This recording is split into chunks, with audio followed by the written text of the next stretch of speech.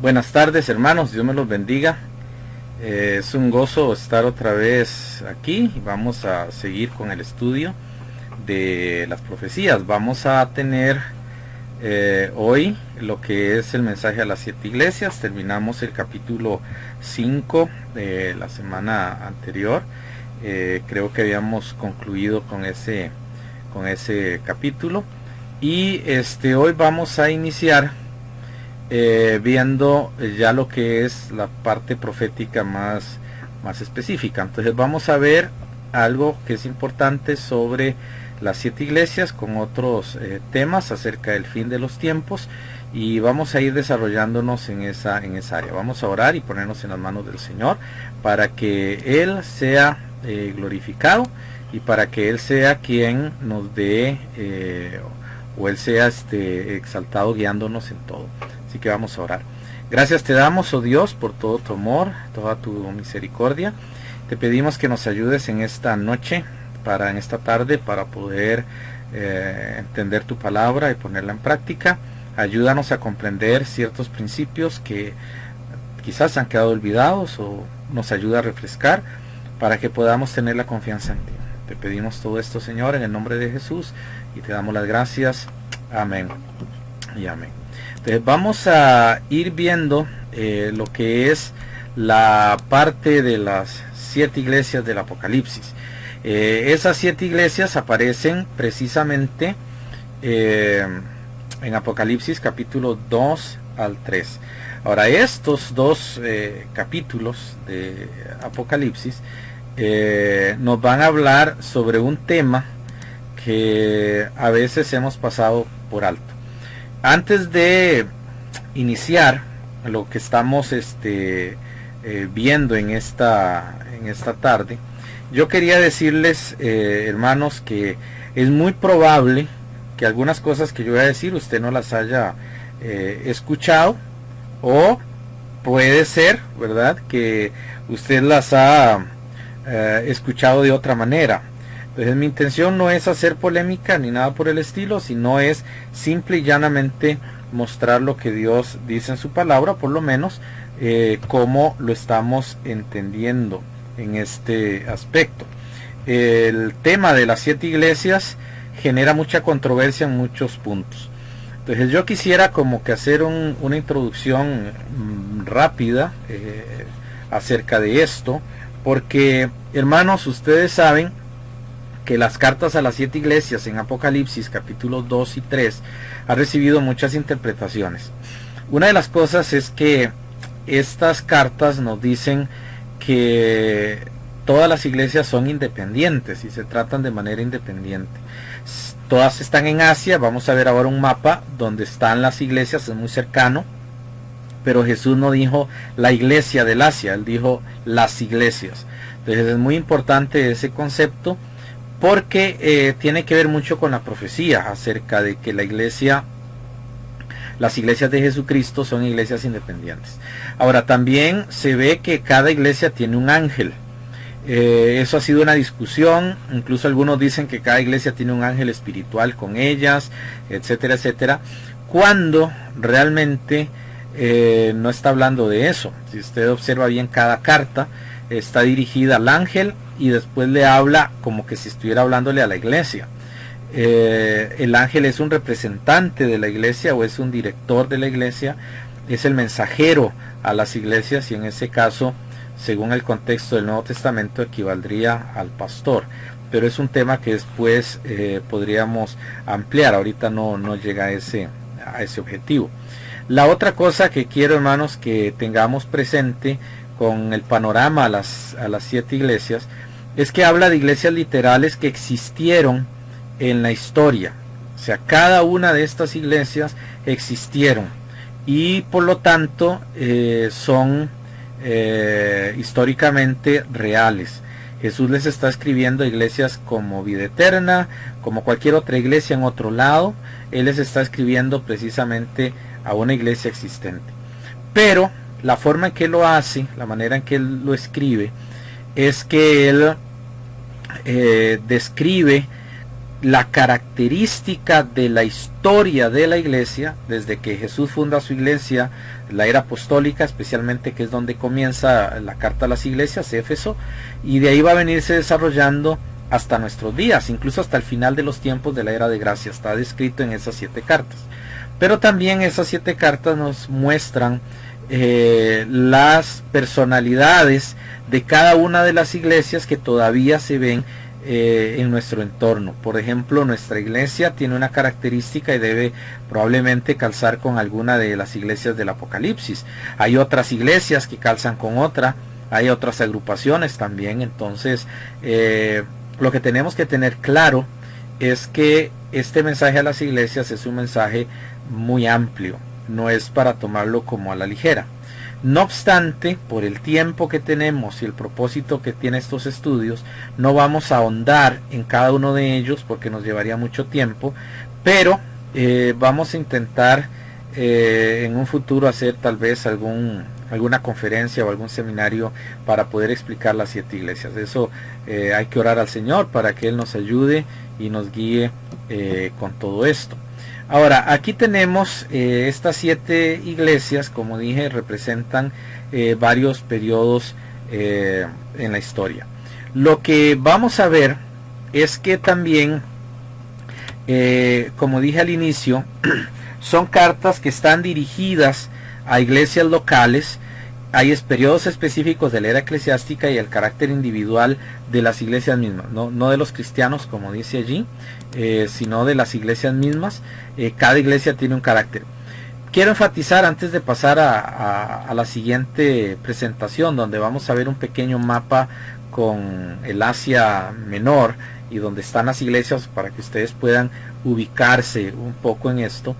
Una de las cosas que quiero mencionarles, hermanos, es que pareciera por las características que nosotros estamos en la última iglesia. Ya estamos en el periodo en el que la iglesia tiene mucha riqueza, las iglesias tienen mucha riqueza, las iglesias tienen supuestamente dones y no carecen de nada.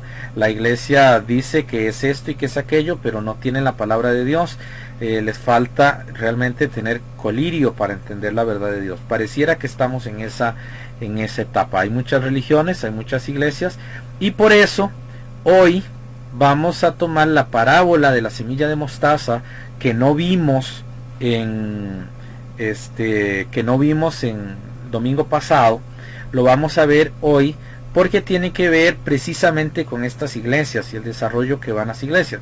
La semilla de mostaza Jesús no la interpreta, pero se interpreta también con la parábola del sembrador, y curiosamente nos va a reflejar una de las iglesias, y por eso lo dejé, porque hay una parte importante que quiero que vayamos desarrollando en relación a esto. Las iglesias del Apocalipsis le van a mostrar a usted, y nos muestran a todos, lo que Dios está haciendo ahora y lo que está sucediendo con el mundo, y creo que va a ayudarles a responder algunas cosas sobre por qué hay tantas religiones, por qué en el cristianismo hay tanta cosa rara, por qué las iglesias se están inclinando al mal. Eso lo vamos a tratar de mostrar en este estudio. Vamos a ver, creo que ustedes no tenían la presentación, voy a pedirles disculpas. Ahí ya tienen la presentación por si alguien la quisiera apuntar, si no tiene libro. Estas presentaciones también las estamos enviando a los que la pidan, así como usted las ve ahí, se envían en un PDF. Si usted quiere el PowerPoint también se puede enviar.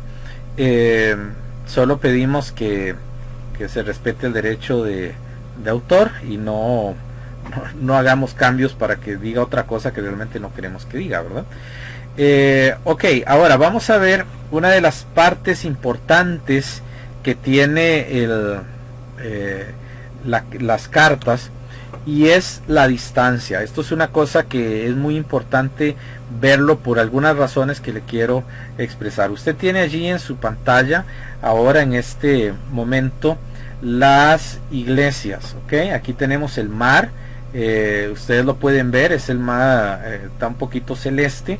Tenemos el Asia Menor, Grecia, tenemos Italia y tenemos África, ¿ok? Esta es la distribución del lugar. Por acá abajo está Jerusalén. Pues sucede que en el Asia Menor usted puede observar las iglesias. Las iglesias están todas muy juntas, ¿ok? Todas están cerca. Para llegar a cada una de ellas, lo que se tomaban a pie era alrededor de un día en la más lejana, y no era muy difícil. Ahora, si ustedes observan, tenemos a Éfeso, a Esmirna, a Sardis, a Tiatira, a Pérgamo, Filadelfia y la Odisea. Están casi que en orden secuencial, o sea, las cartas van definiendo no solamente las iglesias, sino la geografía.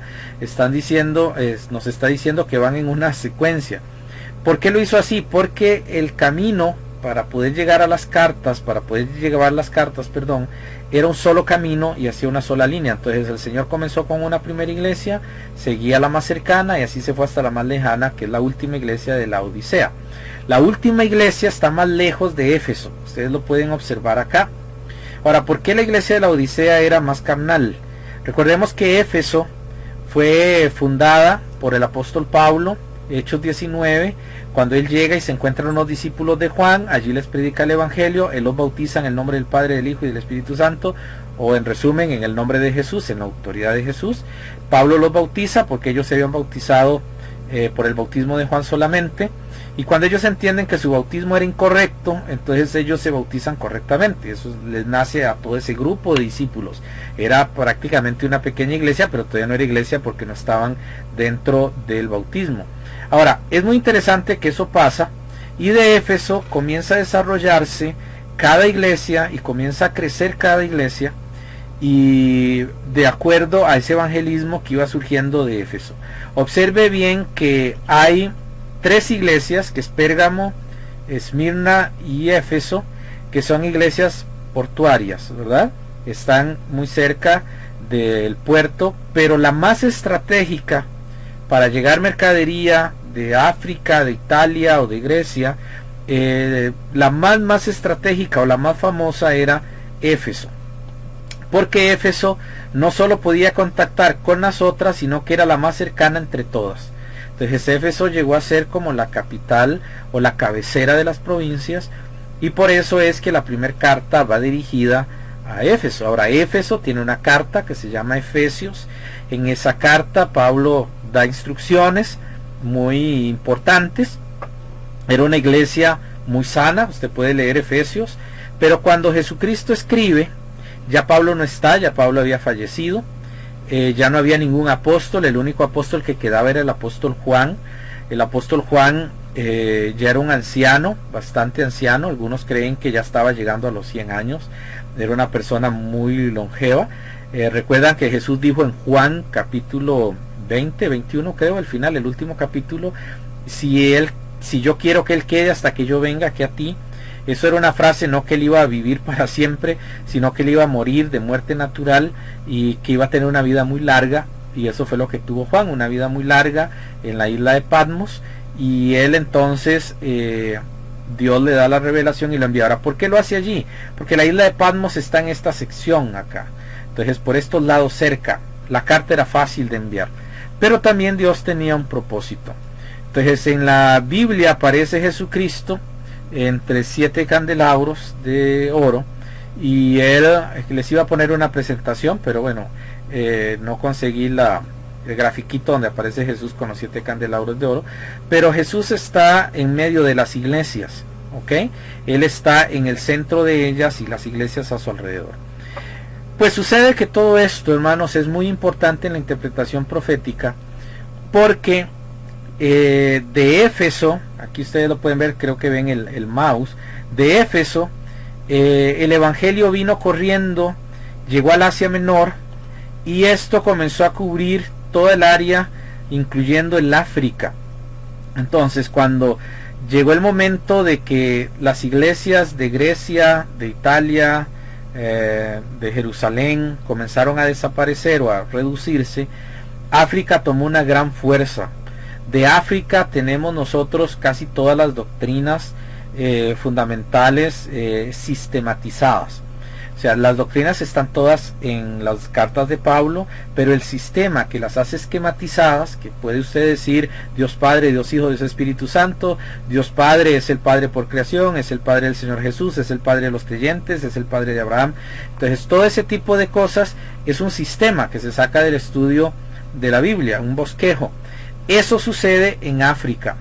Ahora en África tenemos a Agustín de Hipona, en África tenemos a Tertuliano, en África tenemos a varias personas que estuvieron por allá y todos vienen de estas iglesias, eran discípulos de Pablo y ellos salieron como misioneros, en fin, también hay una historia de Tomás que parece que él fue el que fue a Rusia y así nacen las iglesias en Rusia, ¿verdad? De allí viene la iglesia ortodoxa griega, que no estoy diciendo que es la iglesia de Cristo, es igual que la iglesia católico romana que sale de las iglesias verdaderas, o la iglesia protestante que sale de las iglesias verdaderas.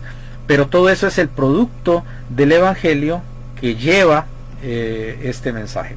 Ahora, esto es tan significativo, hermanos, en todo lo que es la parte profética, porque Jesús hubiera escrito una sola carta para llamarles la atención, pero escribe 7 y envía a cada una de ellas probablemente una copia de las 7 a todas, porque iban un solo escrito, y él aquí va a hablarnos del periodo de la iglesia. Ahora en Apocalipsis capítulo 1 versículos 19 al 20 nos dice que el Apocalipsis está dividido en 3 áreas: lo que has visto, lo que es y lo que ha de venir. Entonces lo que es la iglesia y es nuestro periodo de tiempo y tiene mucho que ver. Entonces las cartas al Apocalipsis es bueno predicarlas y es bueno aprenderlas, porque tienen que ver mucho con nosotros para entender en qué iglesia estamos y cómo es la iglesia que estamos nosotros siguiendo, si la iglesia está de acuerdo a las normas de Cristo o no, o se ha alejado un poco de eso. Entonces tenemos una de las cosas que vamos a ver es que los nombres de cada una de las iglesias de Éfeso tienen un significado. Voy a ponerles una presentación con el nombre y el significado, y después vamos a explicar cada una de ellas brevemente, porque no podemos, como dije, darle mucho tiempo a esto, porque tenemos que ver mucho. Escatología es muchísima información, pero vamos a empezar viendo lo que son los nombres. El primer nombre es el de Éfeso.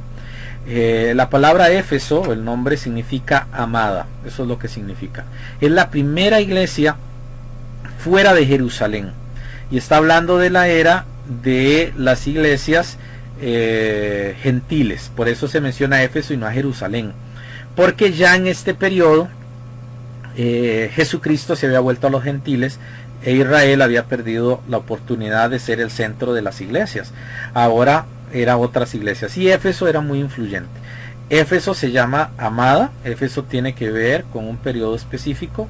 Tenemos a Esmirna, que es muy interesante porque significa amargura o ajenjo, lo que es amargo, ¿verdad? Eso es lo que significa la palabra Esmirna. La palabra Pérgamo significa debidamente casada, y aunque suena muy particular, como muy bueno, en la historia de la iglesia es muy negativo, y vamos a ver por qué. Vamos a verlo ahora más adelante.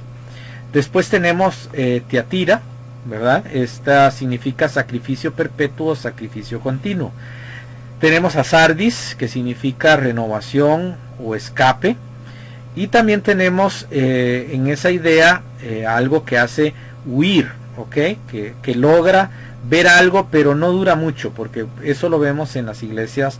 Cuando usted lee la norma de la iglesia, usted se da cuenta que no es una iglesia perfecta. Ahora, hay otra iglesia que es la iglesia central, esencial, que es Filadelfia. Filadelfia significa amor fraternal. De ahí tenemos varias palabritas como filial, que viene de fileos. Fileos es amor fraternal. Recuerden que en griego hay 3 palabras: fileo, eros y ágape o agape, que estos tres palabras definen un tipo de amor. En este caso, amor fraternal no es ágape, sino que se está refiriendo a un amor entre hermanos. Ese es el amor fraternal, ¿ok? No es un amor de matrimonio, no es un amor de padre e hijo, es un amor de hermanos, amor fraternal. Y la última iglesia es la Odisea. Se van a asombrar por lo que dicen, porque la Odisea significa democracia. Y entre las 7 iglesias esa es la peor. Hemos vivido hablando de la democracia en nuestras sociedades, que es lo mejor, que es lo más justo, pero al fin de cuentas la democracia termina siendo muy engañosa y termina como estamos terminando nosotros ahora, ¿verdad? Ningún sistema de gobierno funciona si Dios no está en el centro gobernando. La Odisea es la iglesia democrática, es la iglesia final, es la iglesia que va a terminar siendo la gran ramera de Apocalipsis capítulo 13. Y esta iglesia es muy significativa, porque tiene que ver con algo que nosotros estamos viendo ahora. Vamos a ver las parábolas de Mateo 13. Recuerdan que las hablamos, yo les dije que íbamos a hablar de lo que es el grano de mostaza, pero lo quería hacer ahora por una razón, porque quiero explicar de dónde vienen las sectas, y la Biblia lo dice. Lo que vamos a ver ahorita es las parábolas de Mateo 13 y la iglesia. Ahí usted tiene un cuadro, en su lado izquierdo tiene la parábola y en el lado derecho usted tiene el nombre de la iglesia. La parábola equivale a la iglesia por las características, y teológicamente hemos llegado a pensar que Jesús, cuando habló de las parábolas, lo volvió a hacer con las iglesias de Éfeso de cierta manera. Entonces usted puede ver que es equivalente la parábola del sembrador de Mateo 13 con la iglesia de Éfeso. Mateo 13 es el sembrador con la semilla del evangelio, y hay un crecimiento del trabajo, de las misiones. De Éfeso era igual, surgieron muchas iglesias, y estas iglesias alcanzaron muchos lugares, y de ahí viene esta similitud. La siguiente es la parábola del trigo y la cizaña, ¿verdad? El trigo y la cizaña es la iglesia de Esmirna. Si usted lee la descripción de la iglesia de Esmirna, ahí hay nicolaitas, ahí hay ciertas doctrinas extrañas que eran toleradas por la iglesia. Eso pasó en Esmirna, eso hacía Esmirna. Entonces es muy parecido al trigo y la cizaña. Recuerdan que el trigo crece junto con la cizaña y no sabemos qué está bien y qué está mal hasta que dé fruto. Eso pasaba en Esmirna. Había una mezcla de doctrinas y de enseñanzas, como en todas las iglesias. En todas las iglesias usted va a ver eso. Iglesias que van creciendo con la sana doctrina, pero siempre va a haber un grupo o una persona o un predicador que sale con alguna cosa que no está en la palabra de Dios, y eso confunde un poco a la iglesia, pero hasta que se dé el fruto, la gente puede decir, yo sé que eso estaba equivocado, pero antes de eso no es posible. La siguiente iglesia, que es Pérgamo, es la que equivale a el grano de mostaza, que es la parábola que no hemos visto, y voy a explicarles por qué. Tiene la similitud en razón a las aves, en razón a las falsas doctrinas, por eso es que se llama debidamente casada. Es donde ha comenzado a haber una serie de mala percepción de la doctrina con lo que es la vida cristiana. Entonces aquí vamos a ver eso más adelante, y lo voy a explicar cuando veamos el grano de mostaza. Después tenemos la iglesia de Tiatira, que equivale a la parábola de la levadura. Tenemos a Sardis, que equivale a la parábola del tesoro escondido. Tenemos a Filadelfia, que es la perla de gran precio. Recuerden que la perla de gran precio es Israel, pero Filadelfia llega a ser una similitud, porque nosotros somos, entre todas las iglesias, los que sirven a Dios y los que aman a Dios, las iglesias que enseñan la palabra de Dios, son una perla de gran precio para Jesús. Y la última es la red, la parábola de la red, que tiene que ver con la Odisea, que es la iglesia final, es la iglesia ecuménica carnal, y esa iglesia ya la estamos viendo en formación. Es una iglesia que va a tratar de mezclar lo malo con lo bueno, y va a terminar siendo la gran ramera, como dijimos en Apocalipsis capítulo 13. Entonces en este cuadrito vemos eso.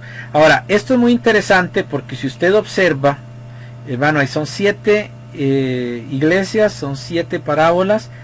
Quien habla las parábolas es Jesús, quien da las cartas a la iglesia es Jesús. Por eso es que sabemos que tienen alguna conexión. Ahora, el número 7 simboliza la perfección de la dispensación de gracia, y las razones del por qué esta edad es tan significativa está claramente en el plan eterno de Dios de todo lo que está sucediendo. ¿Por qué no son 8 parábolas? Porque el número 8 tendría que caer en lo que no es la dispensación de gracia. Entonces el número 8 equivale al reino. Por eso hablamos de 8 dispensaciones. Porque el número 8 siempre equivale a la resurrección, equivale a la nueva vida. Y cuando se habla de eso ya se terminó el periodo de la gracia y se está entrando a el reino milenial. Ahora, en el número 7 significa plenitud, perfección y consumación. Es lo total de algo, y por eso hay 7 iglesias. Hay todo un desarrollo histórico, hay un desarrollo individual y hay un desarrollo doctrinal en relación a todo lo que es la palabra de Dios. Así que el último que queda es el número 8, que sería ya el reino milenial con Israel, que es algo totalmente diferente al Israel pasado, porque aquí incluye a las naciones y a Israel en este periodo que viene. Ok, ahí tenemos brevemente lo que son la similitud entre las parábolas, la similitud con la iglesia, con cada iglesia de Apocalipsis 7. Así que ahí usted tiene una similitud. Si usted puede en su Biblia, puede poner en Apocalipsis 2 y 3, donde dice Éfeso, parábola del sembrador, o el texto donde aparece en Esmirna, parábola del trigo y la cizaña, el texto donde aparece, y usted puede tener allí la similitud de ambas cosas, porque le va a ayudar a entenderlo, cómo funciona y cómo se desarrolla. Ahora quiero hablarles de la parábola del grano de mostaza. Voy a presentarles un árbol o un arbusto. La mostaza en Israel es un arbusto en esa zona. Les voy a mostrar un arbusto y les voy a mostrar una semilla, ¿ok? Y también vamos a explicar qué significa el grano de mostaza y por qué es tan importante en el caso de Pérgamo, ¿ok? Porque Pérgamo tiene que ver con un periodo de la historia de la iglesia donde empiezan a surgir un montón de sectas que hasta la fecha no sabemos cómo numerarlas. Son increíble la cantidad de sectas que hay, de grupos que están allí. El grano de mostaza nos lo va a decir, y también la iglesia de Pérgamo. Entonces vamos a ver lo que es la parábola del grano de mostaza. Entonces vamos a ver primero lo que es el lugar. Aparece en Mateo capítulo 13, versículos del 31 al 32. Ahí a usted le aparece en la página 39 el que tiene el libro. Esta es la única parábola que no tiene interpretación de Jesús, simplemente la da, ¿ok? La mostaza era una pequeña semilla que se transformaba o se transforma en un arbusto que es muy frondoso, y las aves hacen nido allí porque le da la oportunidad de hacerlo. Es tan grande, ahorita lo vamos a ver, es tan grande que las aves pueden hacer nido allí. Como es un desierto, buscan un lugar fresco, y eso es un árbol ideal para eso, ¿ok? Las aves en la parábola del sembrador son malas, y ellas hacen nido en este arbusto, en lo que es el árbol de mostaza. Recuerdan que es Pérgamo, ¿verdad? Ahora, esto significa que el evangelio iba a crecer, iba a desarrollarse, porque esa es la semilla y ese es el árbol, pero se iba a llenar de sectas. Y eso iba a suceder cuando llegara el tiempo de Pérgamo, ¿ok? Allí en adelante es donde van a surgir las sectas, y eso lo vamos a ver en un cuadro más adelante. Ahora usted allí tiene el árbol o el arbusto de la mostaza. Puede verlo que se hace como como una enredadera, es un montón de ramas. Las aves son felices allí. La semilla de mostaza es muy agradable para la comida, se utilizaba para hacer comidas, todavía se utiliza. Tiene un sabor agridulce, dicen, y es muy agradable para sazonar y dar cierto gusto a las comidas. Entonces Jesús usó la mostaza porque la mostaza da la idea del evangelio. El evangelio va creciendo, le va dando sabor, no queda desabrida la comida. El mundo Ustedes han visto, hemos vivido eso, ha sido un mundo muy agradable con el cristianismo. Gracias a Dios tuvimos un tiempo que, a pesar del pecado y la maldad, y incluso ahorita, a pesar de lo que estamos viviendo, es un tiempo tranquilo donde esté el evangelio. Hay libertad, hay conciencia, hay responsabilidad, hay crecimiento, hay un montón de cosas. Es como ese arbusto. Curiosamente, todo empezó con una semilla como la que usted puede ver allí en la foto. Vea el tamaño de lo que hace aquel árbol, ¿verdad? Por eso Jesús dice que es como una semilla de mostaza, que siendo la más pequeña de todas las hortalizas, llega a ser un árbol muy grande. Es un árbol con muchas ramas, es un árbol leñoso, tiene un arbusto y es muy preferido por las aves. Recuerdan que las aves son enemigos de las semillas en la parábola del sembrador. Entonces, para entender la parábola del grano de mostaza, comparamos esto y nos damos cuenta con la parábola del sembrador de que habla de las malas doctrinas. El evangelio es enorme, pero hay un montón de aves rapaces, hay un montón de aves, que se comen la semilla, que están viviendo en el evangelio. Falsos profetas, apóstoles, hacedores de milagros, sectas anticristianas que niegan la deidad de Cristo, que dicen que uno no se salva si no guarda el sábado, que creen que hay que hacer ciertas cosas para que las cosas sean buenas, etcétera, etcétera. Todo eso está dentro del evangelio y todos usan la Biblia. Por eso es que todos usan la Biblia. Estaba profetizado. El evangelio iba a ser muy grande, pero se iba a llenar de muchas sectas. Y eso es lo que nos está diciendo las iglesias del Apocalipsis. Llegó ese periodo de Pérgamo en que la iglesia del primer siglo, la iglesia de Jerusalén y las iglesias del primer siglo nunca tuvieron problemas de doctrina ni identidad. En el siglo segundo y en el siglo tercero, aunque habían algunas sectas, las iglesias se mantenían firmes y eran muy claramente definidas. Pero iba a llegar un periodo de tiempo, que les voy a presentar en un gráfico, donde vamos a tener a las 7 iglesias y su correspondencia histórica, y vamos a ver cómo la iglesia de Pérgamo, la debidamente casada, en el año 300 al 800 después de Cristo, es cuando se une la iglesia con el Estado. Y allí comienzan a surgir sectas. Entonces vamos a verlo. Voy a ponerles la presentación de las 7 iglesias y su correspondencia histórica, para que ustedes vean que la parábola de Jesús con la iglesia de Pérgamo tiene mucho que ver. El cuadro que ustedes ven allí tiene la parábola, tiene Apocalipsis 2 y 3, tiene el significado de cada palabra, tiene la fecha aproximada en que se puede más o menos ver a nivel histórico cómo se desarrolló eso, y las características de lo que sucedió.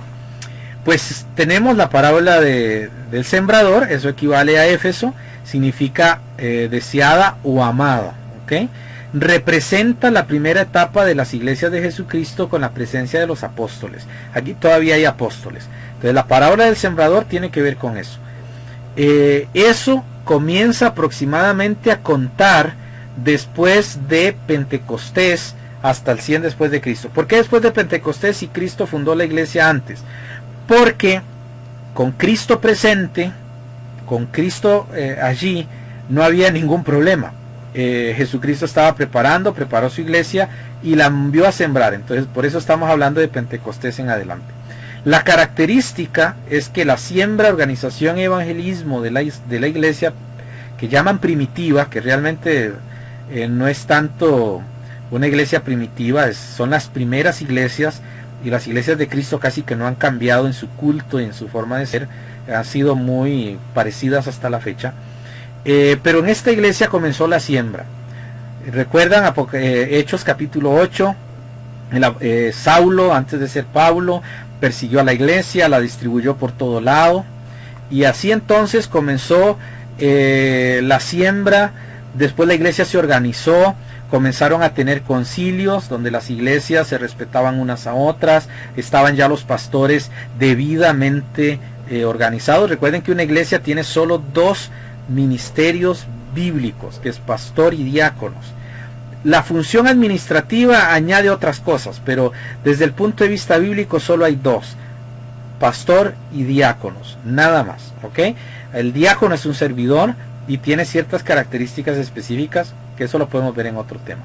Ahora, la iglesia de Esmirna es el trigo y la cizaña. Eso es más o menos el tiempo de Nerón, en el año 300. Por eso es mirra o es amargura, porque fueron perseguidos, el enemigo era abiertamente anticristiano, llamarse cristiano era muerte segura. Allí surge el símbolo del pez, allí surge las letras ictus, allí surge varios símbolos cristianos, que era como los cristianos decían: aquí hay una iglesia, hacían un símbolo y solo los cristianos sabían que ese era el símbolo de donde se reunió una iglesia. Por eso el pececito que muchos hermanos usan en el carro, no lo entienden, porque no saben qué significaba eso. Ese pez, primero es un pez porque tiene que ver con Jesucristo en el milagro de la multiplicación de los peces, como también tanto en el mar como cuando hizo pan y peces. El Señor Jesucristo mostró su deidad con eso, por eso hay un pez. También porque es símbolo de alimento, el alimento espiritual, y porque las letras griegas de Jesús y Jesús forman muy parecido a un pez, ¿verdad? Entonces ellos hacían eso, en latín también queda muy parecido, entonces ellos lo hacían de esa forma. Después viene Pérgamo, es el año 300 al 800, todo ese periodo de tiempo. Comienza a haber una lucha histórica de las iglesias, y ahí nace la alianza mundana, y allí nace el crecimiento externo de la iglesia de una forma política. La gente quiere número y no quiere conversiones. Hay pocas iglesias que se mantienen, siempre hay iglesias fieles de Jesucristo, por eso se llama debidamente casada. Se va a unir con lo mundano y comienza a heredar, por ejemplo, el culto romano del sumo sacerdote, que se llamaba, no se asuste, ¿verdad? El término latín para sumo sacerdote es el que se utiliza incluso para arquidiócesis, y se utiliza para hablar del pontífice. Pontífice era el sumo sacerdote pagano de Roma, y entonces las iglesias absorben eso y comienzan a llamarle a Jesucristo el sumo pontífice, aunque en la Biblia, en el Nuevo Testamento, nunca se le llama así, se le llama gran sacerdote. La Reina Valera 60 traduce sumo sacerdote, pero el griego dice el gran sacerdote. En latín comienzan a utilizar pontíficex, ¿verdad? Que es el pontífice. De allí viene la otra parte a partir del año 800, porque entre el 300 y el 800 nace la iglesia mundana, y nace también con Constantino la iglesia universal. Hermanos, la doctrina de iglesia universal nace en el año 300 al año 800. Antes de eso ninguna iglesia creía en eso. De ahí en adelante nace. ¿Por qué Pérgamo es tan importante? Porque en esa alianza mundial comienzan a surgir sectas, porque las iglesias son obligadas a unirse a la gran iglesia que están haciendo, la gran iglesia universal, que obviamente en latín era la iglesia católica, ¿verdad? Ese era el término. Así se llama la iglesia ortodoxa. La iglesia ortodoxa también es católica, es una iglesia universal. La iglesia protestante, donde está Juan Calvino, Martín Lutero, ellos también son católicos, porque ellos hablan de la iglesia universal, solo que no usan el término latín, usan el término ya en español o en inglés, y entonces ellos hablan de la iglesia universal. Iglesia universal es un concepto meramente de la enseñanza romana del sumo sacerdote pagano que celebraba eso. Ahora, el sumo sacerdote tenía sacerdotes que se vestían de rojo y usaban un gorrito rojo, y el gran sumo sacerdote o el pontífice utilizaba una bata blanca, etcétera. Muy parecido a lo que ustedes quizás han visto en algún momento en algún lado. Y esto lleva a que Pérgamo sea el punto donde comienzan a surgir las sectas. Como fueron obligadas a unirse, surgen grupos de iglesias y montones de iglesias huyendo de eso, y forman pequeños grupos, pierden la sana doctrina. Ustedes van a ver que ya en Entre el año 800 al 1517 ya está el dominio papal, hay una corrupción doctrinal, se cree en el bautismo de niños, se cree que el bautismo salva, se cree que la iglesia es universal, se cree que ya yo no puedo juzgar una iglesia porque todos somos miembros de la iglesia universal. Empezó a haber ese concepto, ¿verdad? Recuerden que en el año 1500 nace la Reforma Protestante. Con todo respeto, no quiero ofender a ningún protestante, pero la iglesia protestante es la hija no planeada de la iglesia católica, y ellos traen muchas doctrinas como el amilenialismo, traen el bautismo de niños, traen que el bautismo no es tan importante, pero a la vez sí, traen una cena del Señor o Santa Cena, que eso es un término que nació en esos años, es Santa Cena porque me da santidad, es una gracia que me otorga algo, por eso se llama Santa Cena, pero cambiaron eso. Entonces la iglesia protestante llegó a ser la hija no deseada de Roma, y todavía tienen mucha compatibilidad en Europa, y las iglesias se están uniendo ahora otra vez. Por eso hay un libro que escribió Santos Olavarrieta allá por los años 90 que se llamaba De regreso a Roma. También hay otra que la escribió un hermano de Editorial Chic, que también tiene el mismo nombre, que están hablando de eso, del protestantismo volviendo hacia Roma, y todo empieza con la doctrina de la Iglesia Universal. Por eso Pérgamo es tan importante. Ahora, usted puede ver que tenemos a Teatira, que es la levadura, que esa es el dominio papal, es la masa se echa a perder, el cristianismo se echa a perder, y ahora todo el mundo es cristiano, nadie lee la Biblia, nadie ora, nadie busca a Jesús, todos andan con ídolos, todos andan detrás de muchas cosas, pero nadie está buscando a Jesucristo, porque están llenos de levadura. Lo que sigue es Sardis, el tesoro escondido, y esto es exactamente la Reforma Protestante. Los que escapan, algunos anabaptistas o algunos humanistas trataron de unirse al protestantismo pensando que era una oportunidad que Dios les daba, como Casiodoro de Reina, pero al final Casiodoro de Reina, el que tradujo nuestra Biblia, tuvo que huir porque el protestantismo siguió siendo inquisidor, siguió condenando a muerte a los herejes, cuando los cristianos no hacemos eso, y no era pacifista. Entonces la Reforma junto con el catolicismo utilizaron un término que era anabaptista para referirse a los brujos, a las sectas y a las iglesias verdaderas, como ahora el término evangélico. Por ejemplo, ahora usted pregunta por un evangélico, casi que todos son pentecostales, pero si usted pregunta por un evangélico a un no evangélico, a un no protestante, muy probablemente le va a confundir a los adventistas, a los testigos de Jehová, a los mormones. Para ellos todo eso es evangélico. Para ellos todo eso es un grupo de evangélicos. Ahora se ha definido mucho hacia al área pentecostal. Pero el ejemplo es que así se usaba el término anabaptista. Entonces las iglesias verdaderas fueron llamadas de esa manera. Anabaptista, el término ana es segundo, y baptista, bautismo, segundo bautismo o rebautismo. Pues sucede que así les llamaban porque los cristianos verdaderos no aceptaban el bautismo de la Iglesia Católica ni el bautismo reformado, que era de niño, diciendo que hacía regeneración, y por lo tanto ellos rebautizaban solo grandes, solo gente que había creído en Jesucristo. Pues sucede, hermanos, que con el pasar del tiempo el nombre, por eso es tan importante la historia de la Iglesia, que la sepamos. Mucha gente odia al término bautista, y lo hace porque no entiende la historia. Si leyera la historia cristiana, se va a dar cuenta de dónde viene. No estoy diciendo que los bautistas como denominación, o las denominaciones bautistas, o los grupos bautistas, todos son buenos. No estoy diciendo eso. Estoy diciendo que el término en sí fue un término usado desde el año 100.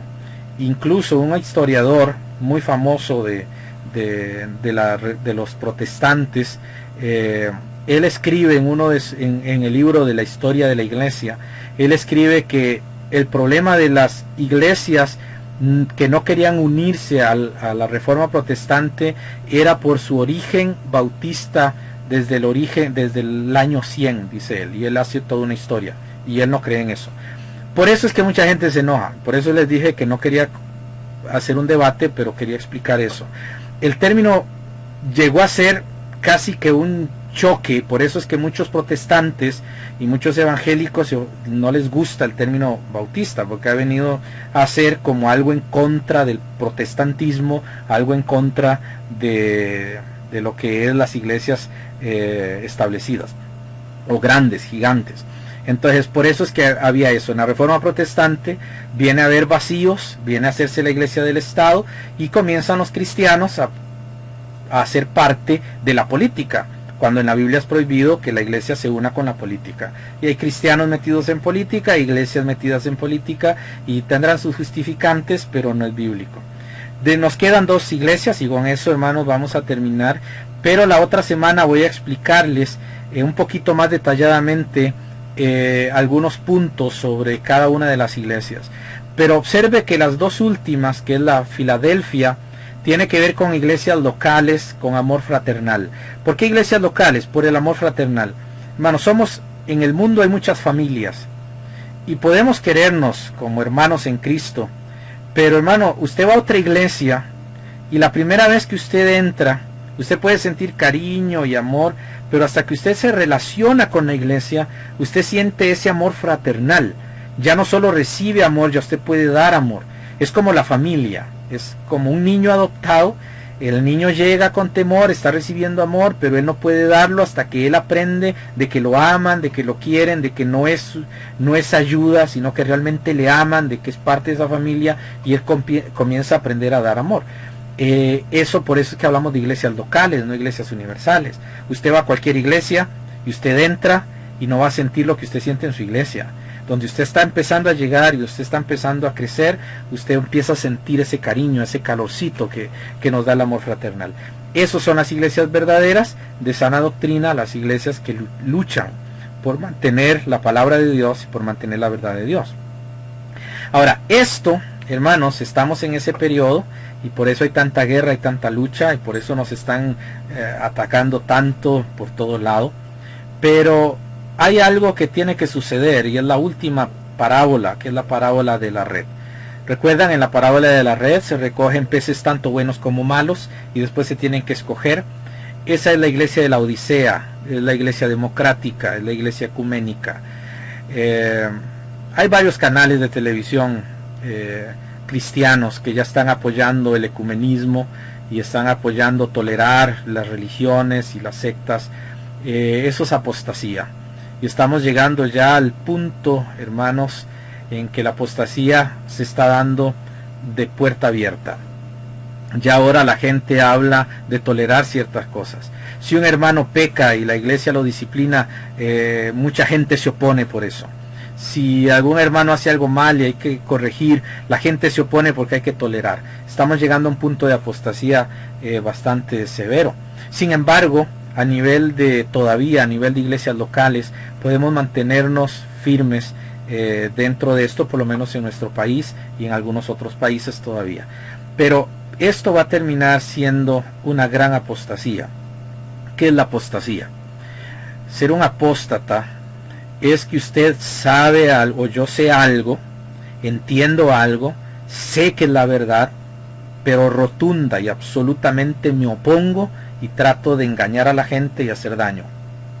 Es decir, es como nosotros sabemos en ciencia, el caso de la biología. Sabemos que un niño es niño porque sexualmente nace niño, y una niña es niña porque sexualmente nace niña. Uno nace con capacidad para engendrar y la otra nace con capacidad para concebir. Eso es biológico, eso es ciencia, esa es la verdad, no se puede cambiar, pero siempre va a venir alguien diciendo eso no es cierto, y comienzan a meter ideas y falsedades, porque así es como funciona la apostasía. Eso es la apostasía, y así va a suceder en la iglesia. Nos van a atacar, nos van a decir muchas cosas, van a decir que están mal. ¿Y saben qué es lo que hacen los apóstatas? Antes de atacar públicamente, llaman a la gente por separado y comienzan a murmurar, porque son comején. Entonces, cuando usted se tope a alguien así, húyale. No importa qué tan buen cristiano aparente. Si alguien habla mal de otro, o alguien llega tratando de que usted se ponga en contra de alguien sin que hayan hablado con esa persona, entonces nosotros estamos ante una persona que está practicando apostasía. Eso va a suceder al final de la era, porque las iglesias van a hacer eso, ya lo están haciendo. Las iglesias evangélicas se están hundiendo completa y absolutamente en eso. Ya vemos iglesias evangélicas yendo por malos caminos, y eso se nos está yendo de todo lado. Yo personalmente, como pastor, creo que el nombre no me define, y el nombre no dice que yo sea hijo de Dios. Lo que dice que yo soy hijo de Dios, lo que dice que usted es hijo de Dios, es haber creído en Jesucristo como Señor y Salvador, es seguir la palabra de Dios y es estar fiel a Él. Obviamente que siempre va a haber una etiqueta, pero a veces tenemos que cambiar nombres. Si usted puede leer la historia cristiana, se va a dar cuenta que los cristianos han sido llamados de muchas maneras.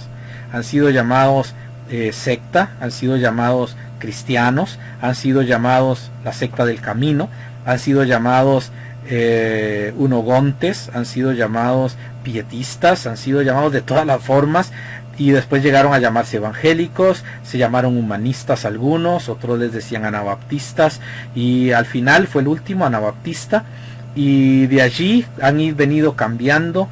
Lo que tenemos que ver es la historia de la iglesia, y si estamos dentro de ese marco para poder decir nosotros somos Filadelfia.